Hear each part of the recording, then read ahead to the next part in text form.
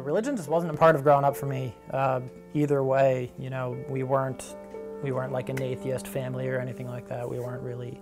My mother's Jewish, but I wouldn't call myself Jewish.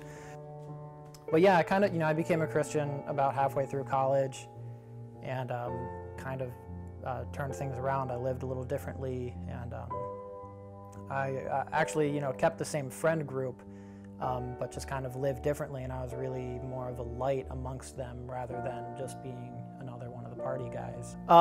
Yeah, so I was exposed to church and Jesus. I was dating a girl at the time. She invited me to church with her and her family, and so I went, and it was actually, for a non-church going person, it was a pretty cool place to be. And I really liked her, so I wanted to keep coming back. And we dated for like 6 months or so. And over that time, I had kind of started being more intentional about what it actually means to go to church. Like, what actually am I doing here? Who is Jesus is kind of the question I was answering. And it really took, nothing really stuck, in terms of my heart until, post-breakup.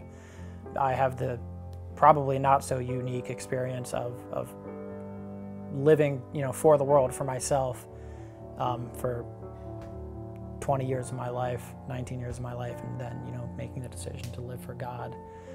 And that kind of looks different in different areas of my life. So when I was in college, living for the world meant, being what you would imagine a college male to be doing. All of the indulgent things that you would expect a college kid to be doing, I was doing because I was living for the world, in the world, and for myself, for my flesh, and that was just what you did. Post becoming a Christ follower, that looked completely different. I still struggled with all the temptations that, plagued me in college, but I was living for God and not living for the world at that point.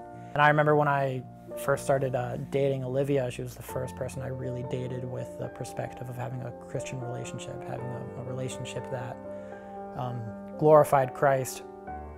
And we talked about that endlessly, what that looked like to start dating in a God-honoring way, and to how do two Christians, have physical attraction to each other in a God-honoring way. And we had some really great accountability from other Christian friends, and instead of living for the world, we were living for Christ. I work an hour away, but we decided to live here because this is where we've been called, and this is where we've been called to serve.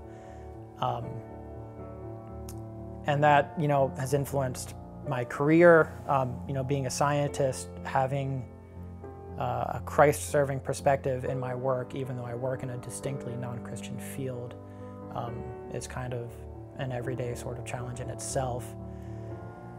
But it's really just as simple as trying to live my life in such a way that is honoring and serving Christ, in the big and the small stuff.